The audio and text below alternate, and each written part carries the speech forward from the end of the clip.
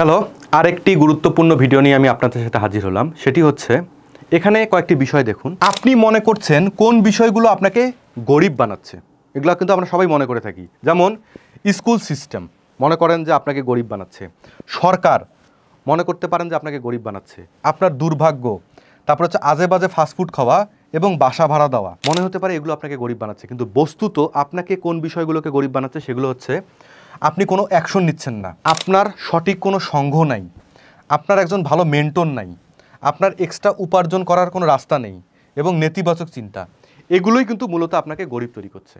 এগুলো কিন্তু আপনাকে কোনো গরিব তৈরি করছে না, ভুল ধারণা। আজকে থেকে শিখে নিন এই ভিডিওর মাধ্যমে। যদি আপনি জীবনে ভালো এবং অর্থনৈতিক মুক্তি খুব তাড়াতাড়ি পেতে চান তাহলে আপনাকে এই জায়গাগুলোকে ঠিক করতে হবে। তো ভিডিওটা এই পর্যন্তই। ভালো লাগলে অবশ্যই শেয়ার করবেন এবং আরও বিস্তারিত জানতে হলে ভিডিওর নিচে লিঙ্কে ক্লিক করে আমাদের প্ল্যাটফর্মে যুক্ত হয়ে যাবেন।